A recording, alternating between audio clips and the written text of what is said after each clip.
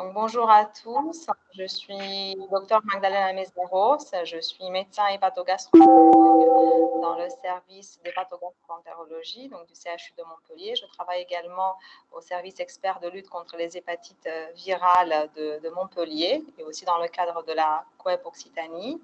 Et je vais vous présenter aujourd'hui les actualités et les recommandations récentes pour le dépistage et la prise en charge de l'hépatite B, mais je vais vous parler également de l'hépatite delta. Et j'ai le plaisir de faire ce webinaire avec Françoise Imbert, qui est aussi avec nous, qui représente SOS Hépatite pour tout ce qui est côté patient, et également donc le plaisir d'avoir Carmen aujourd'hui avec nous. Donc, pour placer un peu le cadre pour les personnes qui sont peut-être moins médicales ou travaillent un peu moins dans le médical, je rappelle donc, que le foie, c'est un organe essentiel pour notre corps et pour le bon fonctionnement du corps, puisqu'il va transformer certains médicaments, les aliments, également l'alcool, il va les transformer pour stocker tout ce qui est nutriments, éliminer les déchets et également fabriquer des protéines, de la bile et tous les facteurs, enfin, plein de facteurs nutritifs qu'on a besoin pour le bon fonctionnement de l'organisme. Maintenant, pour vous donner un aspect de ces virus, le virus de l'hépatite B et le virus de l'hépatite delta. Donc, le virus de l'hépatite B, c'est un virus qui est à ADN. C'est un virus qui a besoin également de se multiplier d'une enveloppe. Donc, vous avez ici l'intérieur du virus à ADN, également une enveloppe de protéines beaucoup de protéines qui sont à la surface, dont une qui est la plus connue et qu'on va dépister en faisant, par exemple, les tests de TROD, c'est l'antigène HBS. Le virus de l'hépatite delta, c'est un virus défectueux, si on peut dire ça, parce qu'il a besoin de l'antigène HBS, donc du virus de l'hépatite B, pour se multiplier. Et donc, lui également, il est enveloppé dans une capside dont on a à la surface l'antigène HBS. Quelques données épidémiologiques pour placer un peu le cadre de ces deux virus. Dans le monde, il faut savoir qu'un peu plus de 2 milliards de personnes sont venues en contact avec le virus de l'hépatite B et à ce jour, on estime à plus de 240 millions le nombre de porteurs d'infections chroniques avec le virus de l'hépatite B. Et ce virus de l'hépatite B est responsable d'une mortalité assez importante puisqu'il y a plus d'1 million de décès tous les ans dus au virus de l'hépatite B. Comme on peut le voir ici sur cette carte, il y a des zones à forte prévalence de l'antigène HBS, donc de l'infection chronique avec le virus de l'hépatite B. Et ces zones à forte prévalence sont surtout l'Afrique subsaharienne. On a également dans le Pacifique beaucoup de portages du virus de l'hépatite B, également en Asie centrale, Asie de l'Est, également Moyen-Orient.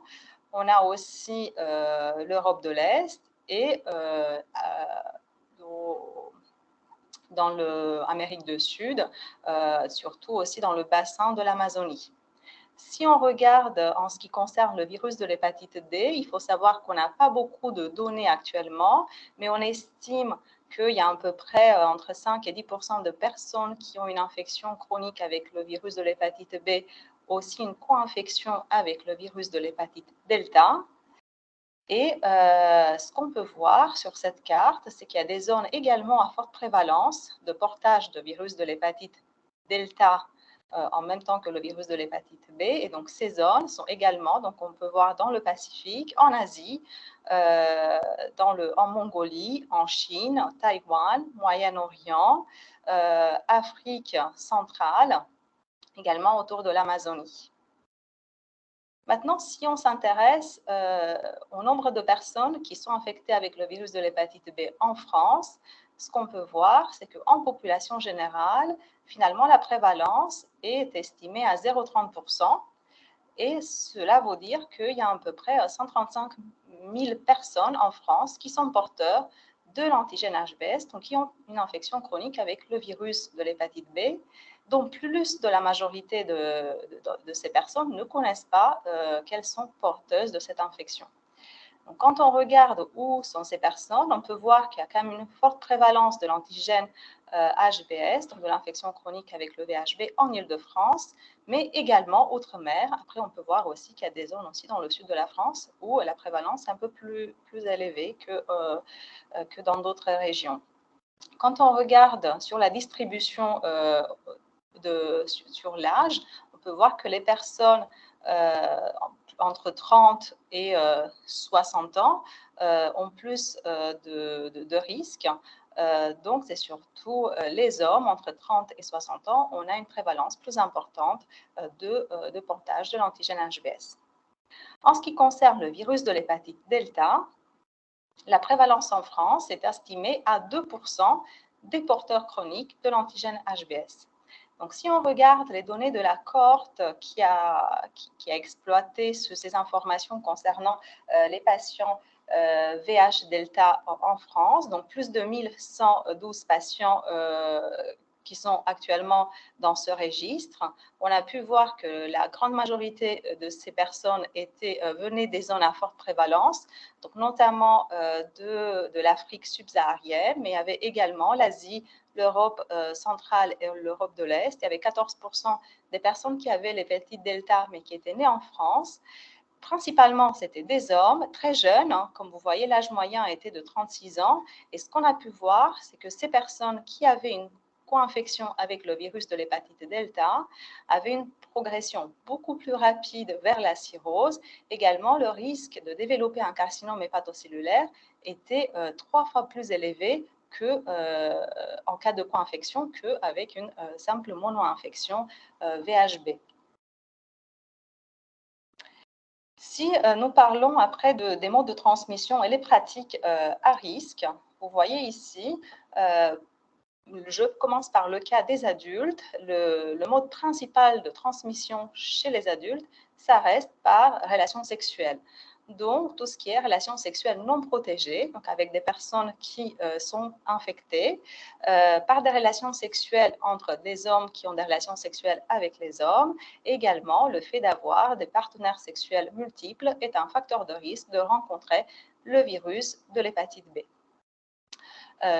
Donc ça, c'est principalement chez les adultes, mais chez les enfants qui viennent surtout des pays à forte prévalence où il n'y a pas de prophylaxie à la naissance, le mode principal de transmission, ça reste quand même la transmission mère-enfant, donc passage du virus de la mère chez l'enfant au moment de l'accouchement et qui est fortement dépendant, lié à la charge virale B. Bien sûr, il y a aussi le risque de transmission par exposition au sang infecté ou aux liquides biologiques qui sont infectés par le virus. Et donc, ici, on retient tout ce qui est usage de drogue par voie intraveineuse ou partage du matériel, petit matériel lors du SNIF, par exemple. Tout ce qui est transfusion de sang ou produits associés au sang avant 1992, ou tout examen invasif, et également avant 92, quand on ne faisait pas la désinfection comme on le fait aujourd'hui, et également tout ce qui est acupuncture, des soins dentaires, des tatouages, piercing, avec du matériel qui n'a pas été désinfecté de façon bien qualitative, et notamment avant 92, ou des examens invasifs qui ont été réalisés dans des pays à forte prévalence et avec du matériel qui n'a pas été désinfecté. Maintenant, comment ça évolue, cette infection? Donc, si on parle de l'histoire naturelle de cette infection, je vais commencer par l'infection avec le virus de l'hépatite B. Quand on va venir en contact avec ce virus, on va développer dans un premier temps une infection aiguë avec le virus de l'hépatite B. Donc, cette infection aiguë, si elle survient chez un adulte, donc dans 90% des adultes vont éliminer de façon, on peut dire, un peu spontanée le virus. Donc, on va pouvoir les considérer plus ou moins guéris. En revanche, si cette infection, si ce contact avec le virus de l'hépatite B survient au moment de l'accouchement, en tout cas chez les jeunes enfants, la grande majorité de ces jeunes enfants, donc ils vont développer une infection chronique avec le virus de l'hépatite B. Donc, il faut retenir, en cas d'infection aiguë VHB, 10% des adultes et 90% des vont développer une infection chronique. Donc, maintenant, quand on a développé une infection chronique, on a cette infection qui dure depuis plus de 6 mois. Quelle est l'évolution de cette infection? Il y a plusieurs possibilités d'évolution. Au tout début, il peut y avoir une tolérance immune. Donc, ça veut dire que cette charge virale, le virus, est présent dans le sang à des taux très, très élevés, mais il n'y a pas forcément d'inflammation au niveau hépatique, ou on peut être aussi dans une situation de portage inactif. Cela veut dire qu'on a le virus, mais une charge virale qui reste finalement assez faible, et il n'y a pas d'inflammation, il n'y a pas de fibrose au niveau hépatique, mais on peut aussi être dans la situation d'une réponse immune qui va déclencher donc cette hépatite chronique. Ça veut dire que la présence d'une inflammation dans le foie, une inflammation qui va générer une fibrose et qui, au cours du temps, va évoluer vers une cirrhose. Et donc, qui parle de cirrhose parle également de risque de décompensation hépatique, d'hémorragie digestive, voire d'apparition d'un cancer hépatocellulaire. Il faut savoir qu'il n'y a pas d'évolution qui ne se fait pas chez tout le monde de la même façon. On peut aussi, par exemple, passer d'un portage inactif à une réactivation ou d'une tolérance immune vers une hépatite chronique. Quoi qu'il en soit, toute personne qui a une infection chronique avec le virus de l'hépatite B doit être suivie de façon, enfin, on peut dire à vie, par un médecin spécialisé ou spécialiste dans hépatogastroentérologue ou infectiologue qui connaît l'évolution et qui sait gérer l'hépatite, le suivi de l'hépatite chronique B. Maintenant, qu'est-ce qui se passe si on vient en contact également avec le virus de l'hépatite delta? Donc, si l'infection hépatite B, hépatite delta survient en même temps, on parle d'une co-infection VHB, VH delta. Dans ces cas-là, on peut dire que l'évolution finalement ressemble à une infection par un contact comme avec le VHB, puisque également 90% des adultes ou 80% des adultes peuvent guérir de façon spontanée. Mais si il s'agit d'une surinfection, ça veut dire une personne qui a déjà une infection chronique avec le virus de l'hépatite B vient en contact ou rencontre le virus de l'hépatite delta, donc là, il s'agit d'une surinfection. En cas de surinfection, il y a beaucoup plus de risques d'évolution vers une hépatite chronique, et également, cette hépatite chronique va évoluer de façon beaucoup plus rapide vers une cirrhose et vers les complications de la cirrhose, et notamment l'apparition d'un carcinome hépatocellulaire. Juste quelques mots pour vous expliquer un peu ce que cela veut dire, ce portage chronique du virus de l'hépatite B, puisqu'on le rencontre de façon assez importante, je pourrais dire, en pratique clinique. Donc, c'est une personne qui est porteuse chronique de l'antigène HBs, mais qui a une charge virale B assez faible, à moins de 2000 unités souvent, qui a un bilan hépatique qui est strictement normal, mais surtout qui n'a pas de fibrose hépatique.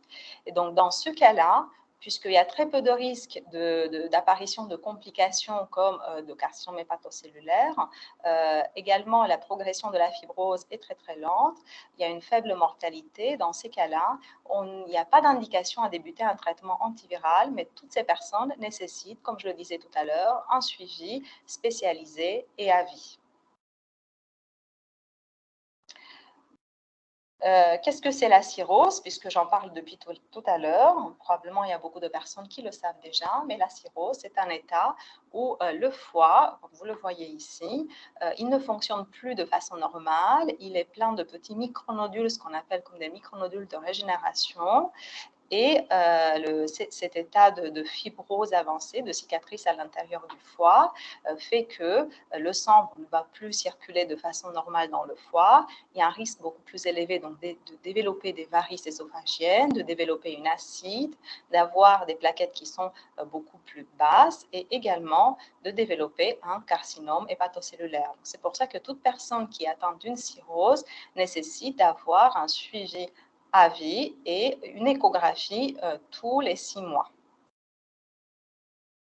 Maintenant, comment on va faire le diagnostic de la fibrose? Puisqu'on a parlé tout à l'heure de la fibrose, le principal moyen et qui est également très sensible et très spécifique, ça reste le fibroscan. Donc, comme vous le voyez ici, c'est un appareil qui ressemble à un échographe avec une sonde qu'on peut pratiquer au lit du patient qui va nous donner un résultat très rapide concernant l'existence d'une atteinte de fibrose au niveau hépatique. C'est moins de 5 minutes. La personne doit être souvent donc, à jeun. On a un résultat rapide, sensible, spécifique et on peut diagnostiquer de cette façon l'existence d'une fibrose hépatique de façon non invasive puisqu'on n'a pas besoin de réaliser forcément une biopsie hépatique. On a aussi d'autres moyens non invasifs de diagnostiquer la fibrose. Si on n'a pas le fibroscanner, on peut également proposer aux personnes de réaliser une prise de sang qui va nous donner le degré de fibrose en demandant soit le fibrotest, soit le fibromètre. Et plus récemment, on a aussi donc la possibilité de faire un FIB4. Le test FIB4, c'est un test qui va utiliser le taux de plaquettes, les transaminases, et ça va nous permettre, donc par un calcul rapide qu'on peut faire sur Internet, ça va nous permettre de diagnostiquer, de dédouaner la présence d'une fibrose, qu'elle soit plus ou moins sévère. En tout cas, c'est un test qu'on peut utiliser dans certaines situations, notamment, par exemple, si on a des patients qu'on voit dans des milieux qui sont reculés aux soins, où on ne dispose pas, on ne peut pas faire de prise de sang parce que le patient est impeccable, on ne dispose pas de fibroscan. Donc déjà, si on a un bilan biologique que le patient a déjà réalisé, on peut faire rapidement le score FIB4 et ça peut nous aider pour l'évaluation de la fibrose dans un premier temps. Maintenant, quelle est la stratégie pour dépister ces virus? Comment on peut faire en pratique courante? Donc, bien évidemment, on a la possibilité de faire un test, un bilan biologique, donc standard, une prise de sang standard. Quand on va rechercher pour le virus de l'hépatite B les 3 marqueurs, la présence de l'antigène HBS, des anticorps anti-HBS et des anticorps anti-HBC.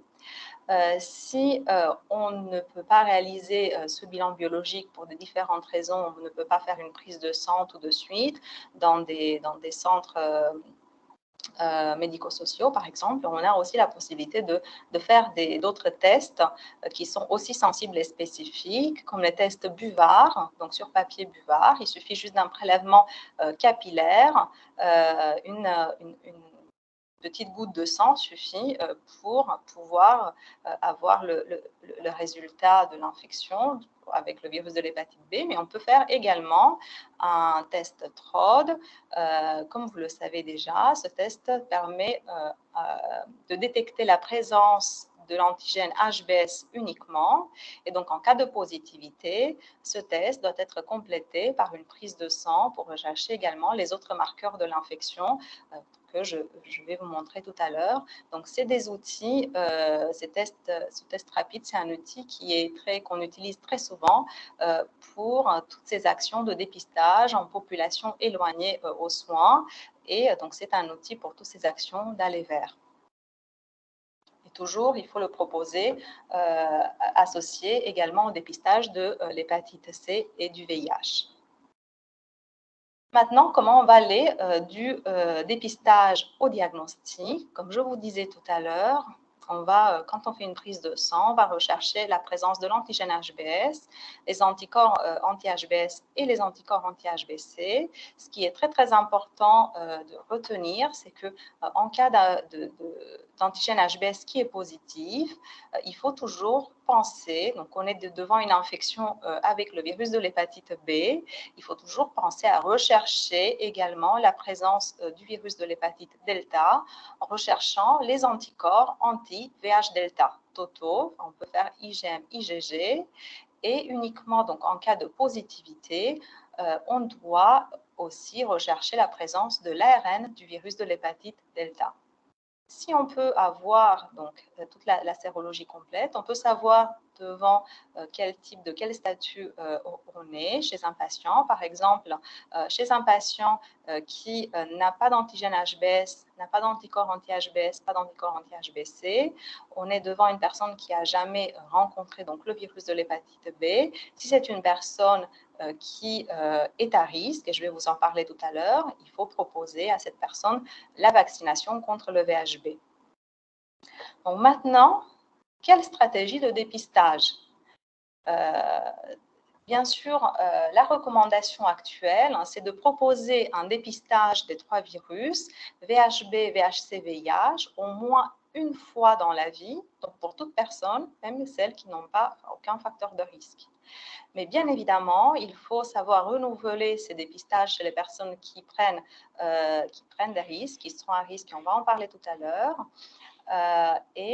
Ce dépistage reste quand même obligatoire actuellement pour toutes les personnes qui sont des donneurs de sang, bien évidemment des donneurs d'organes, et pour les femmes enceintes, puisque le dépistage fait partie du premier bilan au cours du premier trimestre de la grossesse. Maintenant, quelles sont les personnes exposées au risque d'infection VHB? Principalement, donc, sont les personnes qui sont nées dans des pays ou qui ont résidé dans des pays à forte prévalence, comme je vous l'ai montré tout à l'heure.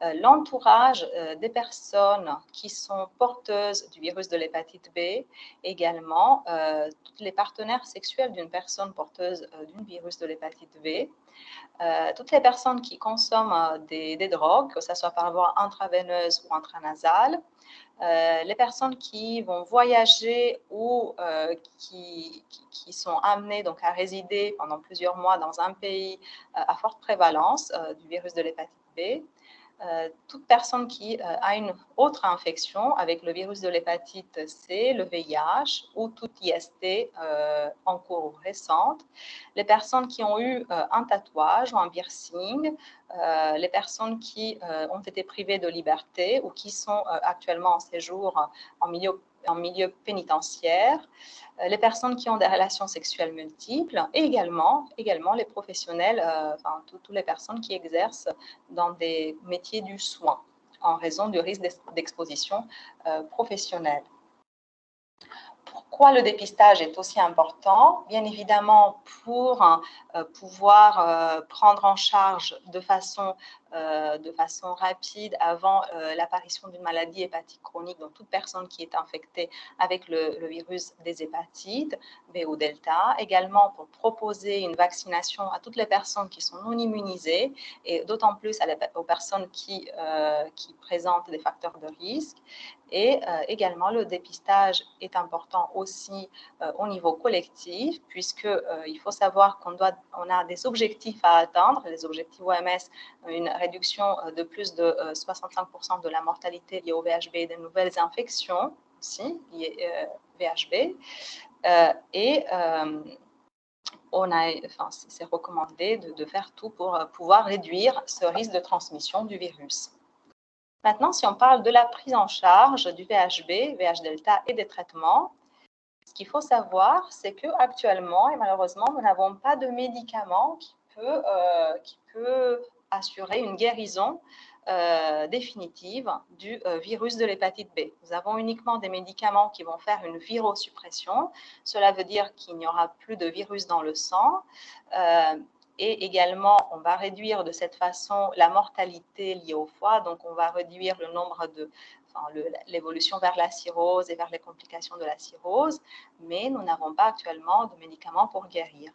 Et avant de commencer un traitement, bien évidemment, il faut faire un bilan biologique complet pour savoir dans quelle phase de l'infection avec le virus de l'hépatite B nous sommes. Également, il faut réaliser une imagerie abdominale à la recherche d'une éventuelle complication, comme un carcinome hépatocellulaire par exemple, et toujours évaluer la fibrose de façon non invasive en faisant soit le fibroscan si nous disposons, soit un bilan biologique par fibrotest ou par fibromètre. Ce qui est très, très important de savoir, c'est que finalement, le traitement reste préventif, donc il faut reproposer la vaccination. Juste en deux mots pour vous dire que le traitement est quand même réservé à des stades ou à des maladies plus avancées. Cela veut dire des fibroses au moins minimum F2, à des personnes qui ont une cirrhose ou à des personnes qui ont un bilan hépatique perturbé avec une charge virale élevée. Les traitements qu'on utilise en priorité actuellement, c'est des analogues nucléosidiques ou nucléotidiques, comme le lentécavir et le tenofovir. Et les traitements type interféron peuvent être utilisés, mais on le fait beaucoup moins souvent et on peut le proposer en cas de co-infection VHB, VH-delta. Mais le plus important, ça reste quand même la prévention de l'infection par la vaccination.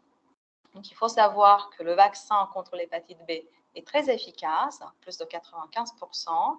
Il est obligatoire pour tous les nourrissons à partir du 1er janvier 2018 et il est recommandé chez les enfants et les adolescents en rattrapage jusqu'à l'âge de 15 ans. Il est obligatoire pour tout personnel qui travaille dans un établissement de santé et il est recommandé pour les personnes à risque que je vous ai présenté tout à l'heure, donc les facteurs de risque. Donc, toute personne qui a des besoins fréquents de transfusion, dialyse, transplantation d'organes, les personnes qui sont privées de liberté, les consommateurs de drogue, toutes les personnes qui habitent sous le même toit qu'une personne qui a une infection chronique avec le virus de l'hépatite B, également les personnes qui ont des relations sexuelles avec des personnes qui ont un VHB ou en cas de partenaires sexuels multiples, dont on ne connaît pas bien évidemment le statut de l'infection du VHB, et les voyageurs qui vont aller dans des zones à forte prévalence. Il y a aussi la possibilité, donc on a également la possibilité de traiter l'hépatite delta. Je ne vais pas peut-être rentrer dans les détails, mais depuis depuis 2 ans, on a l'AMM pour un nouveau médicament qui s'appelle le bulevirtide, qui est un inhibiteur de l'entrée du virus de l'hépatite, donc delta, dans la cellule hépatique et qui est extrêmement, on a eu des résultats préliminaires qui nous montrent qu'il est très, très efficace, parfois plus efficace quand on l'associe avec l'interféron et donc ça permet de négativer la charge virale B et donc d'avoir en tout cas d'améliorer le pronostic de ces personnes qui ont une co-infection B-delta.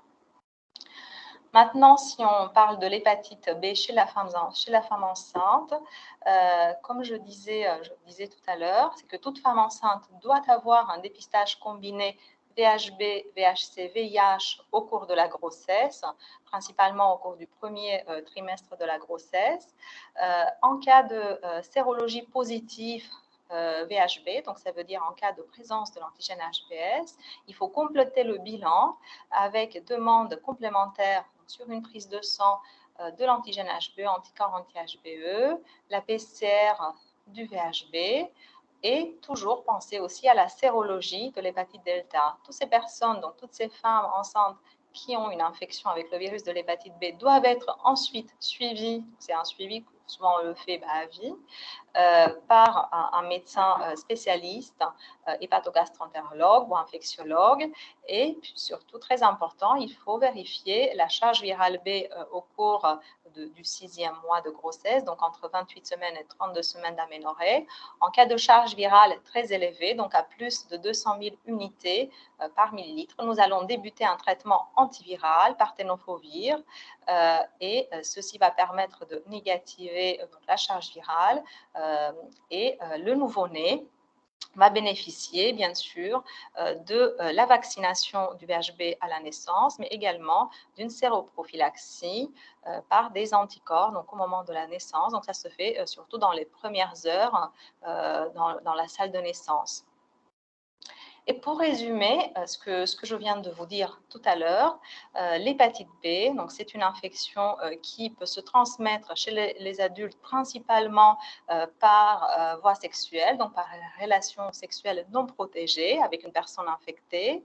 Ensuite, les autres modes de transmission sont donc par contact avec le sang, transfusion avant 92, utilisation de petits matériels, enfin drop par voie intraveineuse ou petit matériel au cours du sniff, par tout ce qui est piercing, tatouage, avec du matériel qui n'a pas été désinfecté, transmission de la mère chez l'enfant, surtout donc si la mère, encore plus si la mère a une charge virale très élevée.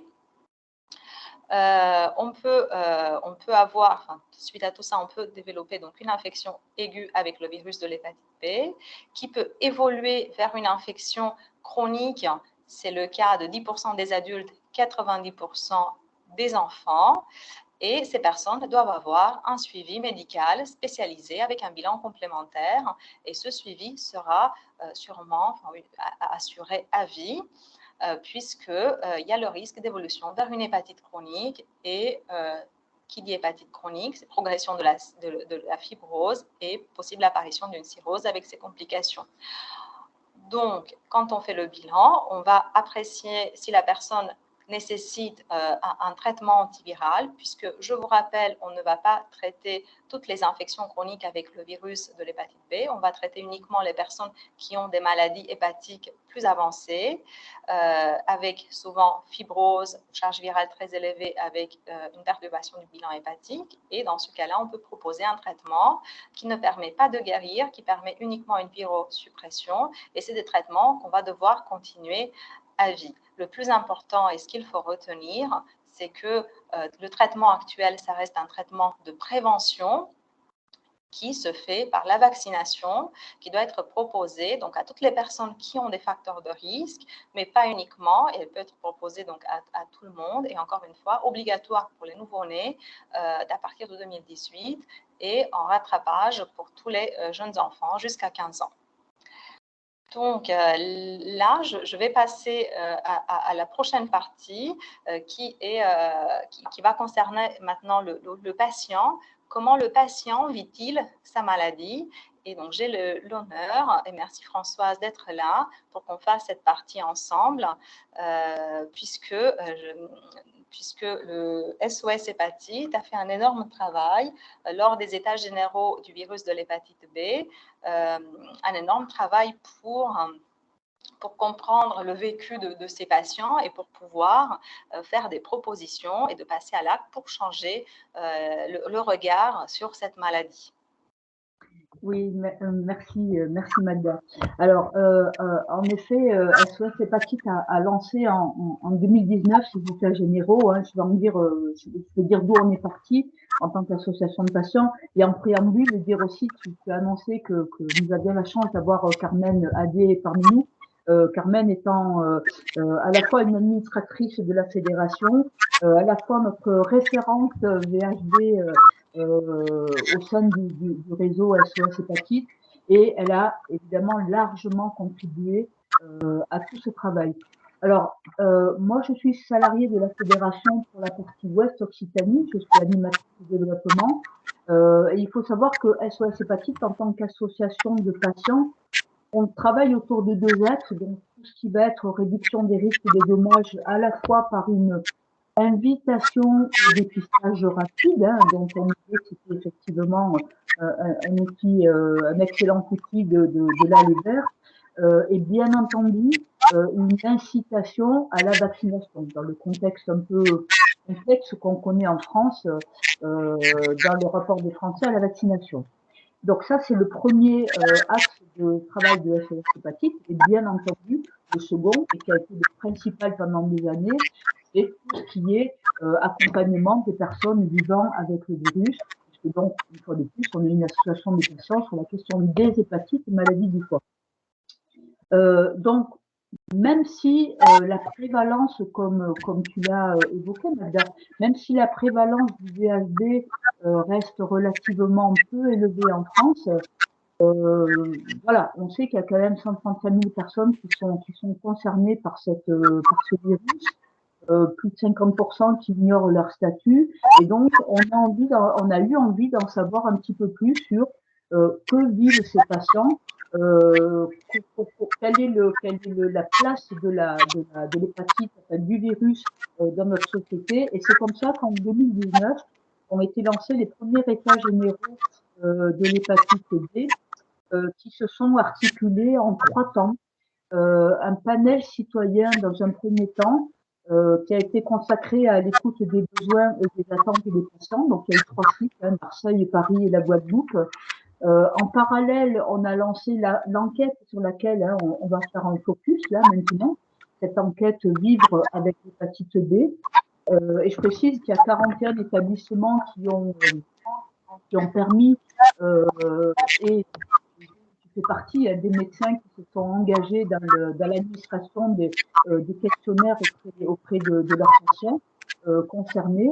Et le troisième temps, c'était l'organisation de 6 tables rondes thématiques conduites avec des professionnels principalement, et donc qui ont permis de faire une synthèse et de formuler un certain nombre de propositions pour être plus exact.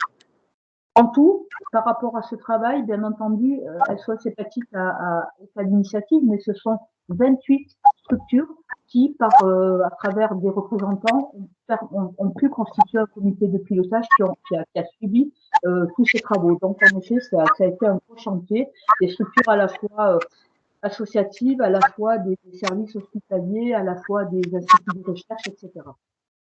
Donc, pour entrer dans le cœur du sujet, par rapport à cette enquête qui a été lancée, Vivre avec l'hépatite B, on a eu 205 répondants avec un questionnaire qui comportait 49 questions et qui était à la fois sur le très intime, la vie dans le couple, la vie dans la famille, la vie dans l'entourage, mais aussi beaucoup plus aussi sur les questions sociales, comment est-ce qu'on vit quand on est porteur du virus, comment est-ce qu'on en parle aux autres, comment est-ce qu'on le ressent professionnellement. Donc il y a voilà, ça faisait un petit peu c'est jamais exhaustif, on a essayé de balayer un petit peu les champs qui peuvent nous traverser en tant que citoyens dans notre quotidien. Et donc on a eu 205 personnes qui ont bien voulu répondre à ce questionnaire. Bien entendu, comme il a été administré principalement, enfin grâce à des médecins comme toi, Magda, on a surtout une représentation qui est celle des personnes qui sont suivies à l'hôpital, et pour la plupart sous traitement. Donc ce questionnaire, c'est une image de ce qu'est le vécu de ces personnes-là dans un contexte particulier. Donc 60% des personnes qui ont bien voulu répondre au questionnaire avaient entre 30 et 60 ans, et à 60% c'était des hommes. 83% des répondants vivaient en métropole, et la moitié des personnes sont nées en France, et 57% déclarent ne pas avoir d'autres problèmes de santé. Donc ça, c'est pour dresser un petit peu le tableau. Et on va voir donc maintenant ce qu'on a appris à travers ce questionnaire. Donc si voilà. Alors il y a la première leçon qu'on a tirée en interne, c'est qu'effectivement 81% des personnes interrogées ne se sentaient pas concernées par la maladie. Ça a été vraiment notre première leçon, c'est-à-dire que voilà, ça concerne les autres et pas moi, jusqu'au moment où en effet le diagnostic. Lorsqu'on est dépisté, donc il y a de fortes craintes qui commencent à arriver, à la fois pour soi, mais à la fois pour les autres aussi. On a pu observer que 59% des répondants citaient l'incertitude par rapport à l'évolution de la maladie. Donc leur état de je sais pas trop, qui génère une incertitude, voire des angoisses pour certains.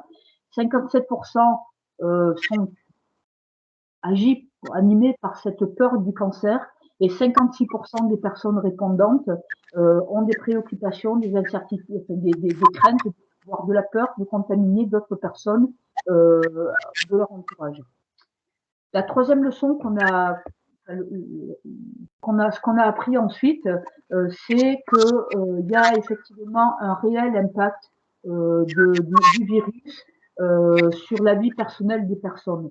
50% des répondants nous disent qu'il y a eu un impact sur leur morale. 42% nous disent qu'il y a un impact sur l'image qu'elles ont d'elles-mêmes. Et 31% des personnes interrogées, enfin qui ont bien voulu répondre au questionnaire, disent qu'il y a un impact sur leur vie de famille, la vie sexuelle, la vie de couple et la vie professionnelle. Voilà, 31% pour la vie professionnelle. Donc on voit que ça joue cette appréhension d'en parler, impact d'en parler soit à l'extérieur de l'entourage proche, que ce soit familial ou du couple, impact aussi sur donc la peur du regard que l'on va porter sur une personne contaminée. Imagine qu'on va porter sur une personne contaminée, va impacter évidemment sur l'image qu'elle va avoir d'elle-même et du coup sur son état de bien-être, son moral. Concernant le soutien qui est apporté aux personnes, c'est de constater qu'en effet, le premier soutien qui est apporté par le conjoint à 46% et le médecin qui suit juste derrière. Pour autant, les répondants ont aussi évoqué un certain nombre de personnes qui arrivent en soutien comme ça, de façon ponctuelle, des gens, que ce soit à travers des associations, des intervenants, des structures médico-sociales ou autres.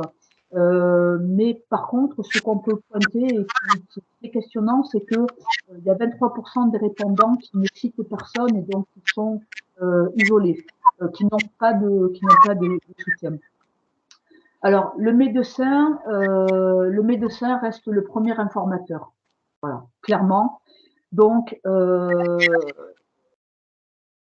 certaines personnes font des compléments de recherche à travers notamment l'internet, mais à 76%, les consultations sont le lieu où on va avoir de l'information objective pour connaître, comprendre, s'approprier ce virus, et cela va sans doute avoir un impact sur les représentations qu'on va pouvoir avoir et surtout apaiser les craintes que l'on va pouvoir avoir, notamment en termes de transmission par rapport à l'entourage ou aux partenaires.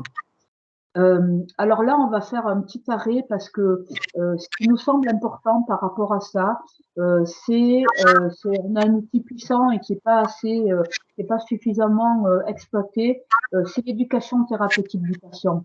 Et effectivement, il nous semble que dès l'annonce d'un résultat positif à l'hépatite B, il serait pertinent que la personne puisse rejoindre, puisse bénéficier, puisse rejoindre un programme d'éducation thérapeutique pour qu'elle puisse déjà exprimer ses craintes, être rassurée, avoir une visibilité, une clarté dans ce qui se joue pour elle, à la fois au niveau médical, parce que parfois les questions elles sont pas vraiment posées, ou en tout cas il y a une temporalité qui fait que on pense à des choses en décalage avec la consultation, en décalage avec le rendez-vous médical, qui, comme on vient de le voir, est somme toute la première source d'information.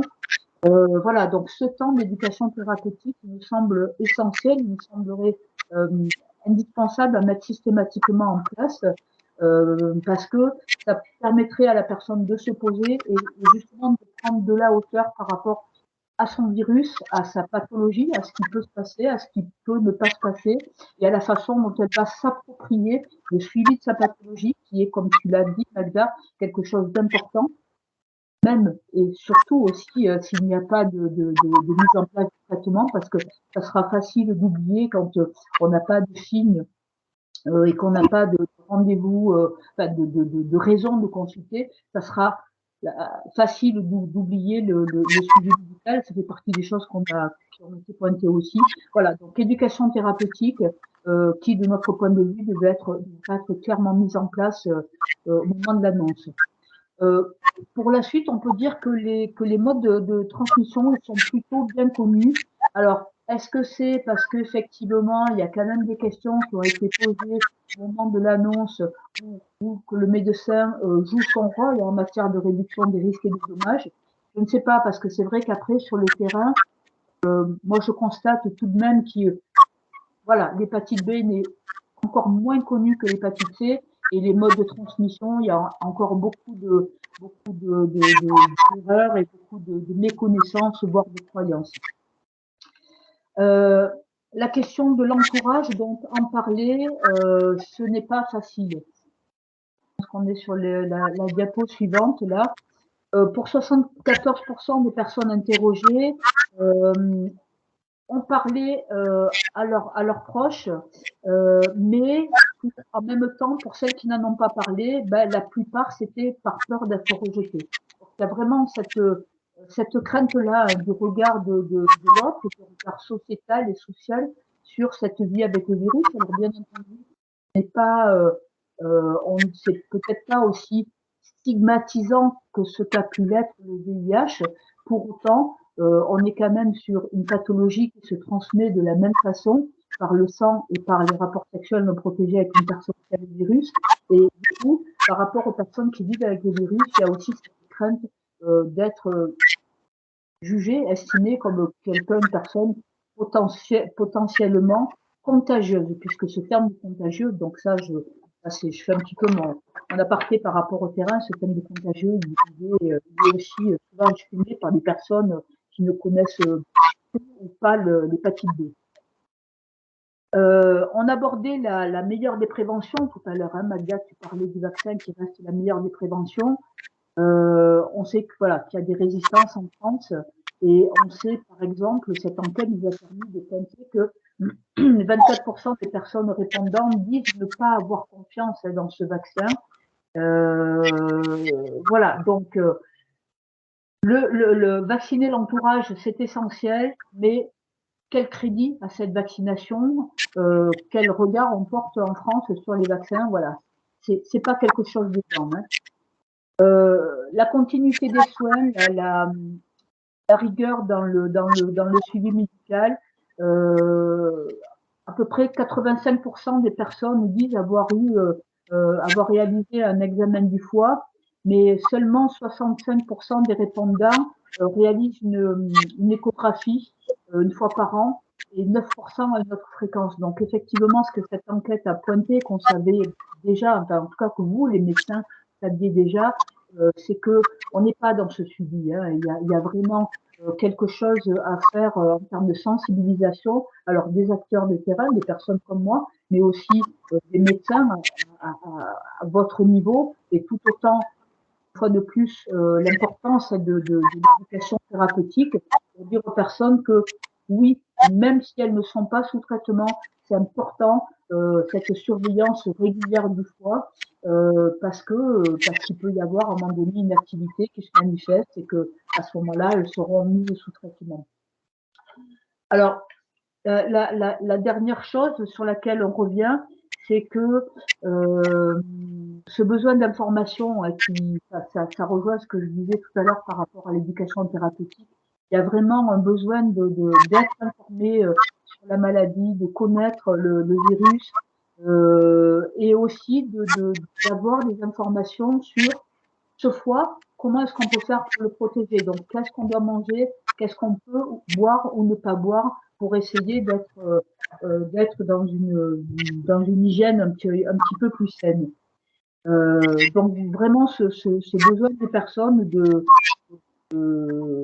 oui, d'avoir des informations pour pouvoir se saisir de cette pathologie chronique et vivre correctement avec.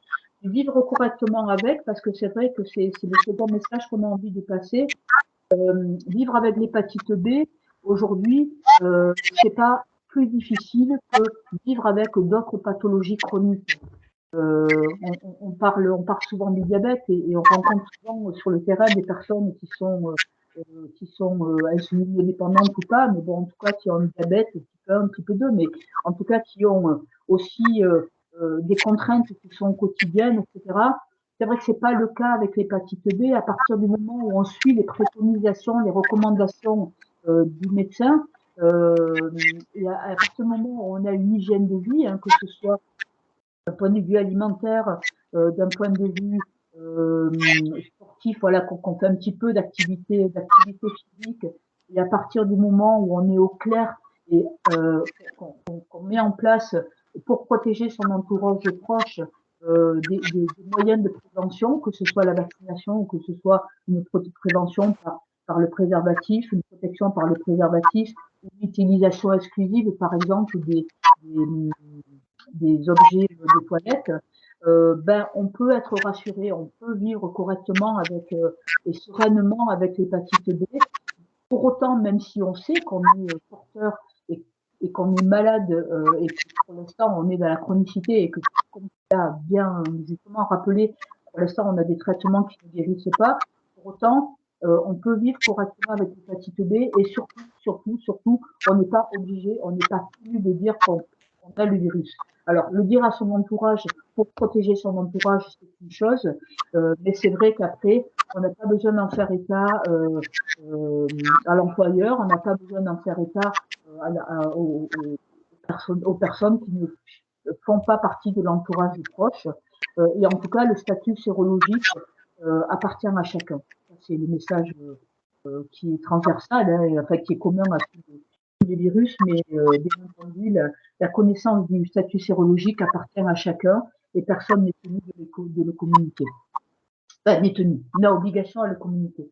Voilà, alors pour finir, je voudrais juste vous présenter deux brochures qu'on a donc suite à ces états généraux qu'on a produites et qui sont à disposition hein, via la COEP, que vous pouvez obtenir via la COEP. C'est l'essentiel, donc qui reprend à la fois les points, bon vous ne le voyez pas là bien sur l'écran, mais qui reprend à la fois tous les points qu'on vient d'évoquer, là, les points, qui reprend aussi les points qui ont été les propositions qui sont formulées par les qui ont été formulées par les professionnels à travers les tables rondes et la conclusion hein, qui en a enfin la synthèse qui a pu en être tirée par le comité de pilotage.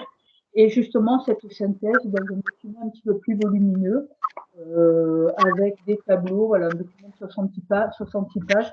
Si vous voulez aller un petit peu plus loin, on peut en savoir plus sur, d'une part, l'ensemble des partenaires, une fois de plus, qui nous ont suivis, accompagnés et qui ont fait un boulot extraordinaire sur dans le cadre de ces états généraux, et sur le vécu des personnes et les propositions qui sont recommandées par les professionnels. N'hésitez pas à les demander à la COEP en envoyant vos coordonnées et puis on transmettra. Voilà, je ne sais pas si tu souhaites, Carmen, ajouter quelque chose par rapport à ce rôle des patients. Le rôle des patients, enfin, j'aimerais peut-être ajouter un point sur la vaccination. On dit que la vaccination, c'est vraiment la prévention. Oui, mais il faudrait insister que cette vaccination est efficace. Parce que les personnes qui mettent souvent en doute la vaccination, ce sont des personnes qui sont vaccinées à qui on trouve une hépatite B. Et elles n'arrivent pas à comprendre qu'elles ont déjà été atteintes. Au moment de la vaccination, elles mettent plutôt le vaccin en doute. C'est le vaccin qui n'a pas été efficace. Donc, insister auprès de toutes les personnes que ce vaccin est efficace permettrait peut-être, lorsque les personnes vaccinées se découvrent avec une hépatite B, de comprendre qu'elle était déjà présente lors de la vaccination. Ensuite, dans les modes de contamination, comme il y a beaucoup de personnes africaines aussi, il faudrait mentionner le dentiste, parce que le dentiste, j'ai déjà découvert que dans certains pays, c'est comme le cireur de chaussures, il est dans la rue et une personne passe après l'autre. C'est un grand moyen de contamination dans ces pays-là. Le dentiste, ou comme les pédicures, mais même en France, encore un peu, hein. Et un autre point qui est important peut-être aussi, c'est par rapport aux professions médicales. Il y a maintenant une procédure qui permet à une personne qui est atteinte d'une hépatite B avec un virus une charge virale, de pouvoir intégrer une filière médicale si elle le souhaite, à condition d'être indétectable, c'est-à-dire une personne qui a un portage même inactif, si elle accepte, si elle veut à tout prix y aller, il y a moyen de lui mettre un traitement en place pour qu'elle soit indétectable et à ce moment-là, elle peut intégrer. Et la procédure se passe entre le médecin généraliste, les pathologues et le médecin de travail. Pour pour que le diagnostic n'apparaisse pas dans le dossier administratif de la personne. Et donc, j'ai déjà accompagné des personnes, ça fonctionne. Il y en a qui acceptent, d'autres qui ne veulent pas ou qui se réorientent, ne voulant pas accepter un traitement à vie. Il faut bien qu'elles comprennent que c'est un traitement qui n'est pas simple. Et à ce moment-là, elles sont suivies par la médecine du travail pour surveiller qu'elles restent bien indétectables. C'est un message qui n'est pas tellement connu et pourtant ça peut se faire. Je me souviens maintenant plus exactement de quelle année ça a été inclus. Et ensuite, les patients, oui, comme Françoise l'a dit, cet accompagnement à partir du moment du dépistage positif, il est important parce que les personnes qui contactent l'association, elles sont vraiment, perdues, elles ont peur, stressées durant cette période où elles savent qu'elles ont une hépatite B par méconnaissance de la maladie, jusqu'au premier rendez-vous du médecin qui est souvent au minimum 3 mois. Donc, c'est une période dans laquelle ils ne sont pas bien, ils ne savent pas comment se comporter et c'est là où il faudrait vraiment quelque chose pour les rassurer. Les rassurer pour déstigmatiser aussi, parce que c'est quand même une maladie très stigmatisée, ils n'osent pas en parler, ils croient qu'ils sont tellement, parce qu'elle est stigmatisée, ils croient cacher quelque chose qu'ils devraient dire. Alors que le fait de leur expliquer, comme Françoise l'a dit, que c'est une maladie comme une autre, c'est une maladie, il faut la soigner, il faut avoir un suivi, mais on n'a pas besoin de dire qu'on l'a, c'est une maladie. C'est un peu le message fort de cette période avant d'aller chez le médecin, oui. Tout à fait, très important. Merci Carmen. Donc, d'où encore l'importance dans l'idéal d'inclure tous ces patients qui ont une infection chronique avec le virus de l'hépatite B dans des programmes d'éducation thérapeutique, comme elle l'a souligné tout à l'heure Françoise. Je pense que c'est un message très, très important et c'est quelque chose... Et ça a des répercussions sur l'observance des traitements après, parce que les médecins en général, ils disent c'est un traitement à long cours, les patients ne sont pas observants, mais les patients qui sont bien informés au départ et qui savent ce qu'ils risquent s'ils ne sont pas observants, ils comprennent le pourquoi, ils sont observants. Mais comme il y a ce manque d'information ou de sensibilisation, pour le peu qu'il soit asymptomatique, il ne comprend pas pourquoi il doit prendre un traitement. Oui, exactement. Ce qui est sûr, c'est que c'est sûr qu'on ne parle pas assez des hépatites. C'est sûr que ça reste encore un sujet parfois tabou. On n'en parle pas assez et il faudrait faire plus de campagnes de sensibilisation, aussi bien dans la population générale que dans la population à risque. C'est très important. Et c'était encore l'objectif de ce webinaire, sensibiliser le plus de personnes possible. Donc, si vous avez d'autres commentaires, des questions, n'hésitez pas. Je rajouterais pour les personnes qui n'ont pas besoin de traitement, c'est tout aussi important l'éducation thérapeutique pour qu'ils adhèrent au suivi. Tout à fait. Bon, est-ce qu'il y a des questions? Oui, c'est monsieur Larrey. Bon, juste un commentaire. Merci Magda d'avoir fait cette présentation et Françoise aussi, et aussi à Carmen d'avoir souligner ces points importants de vécu de terrain. Ça, c'est important. Merci. Bon, ben merci. Merci alors à tous. Hein. Si vous n'avez pas d'autres questions, des remarques, je pense qu'on peut clôturer ce webinaire. Et déjà, je remercie à tout le monde d'être là avec nous, de parler aujourd'hui des hépatites, d'avoir pris ce temps-là de réflexion et de discussion. Et puis, n'hésitez pas à nous contacter et à contacter la COEP si vous avez des questions, des remarques, des propositions, d'informations, des demandes. N'hésitez pas à revenir vers nous.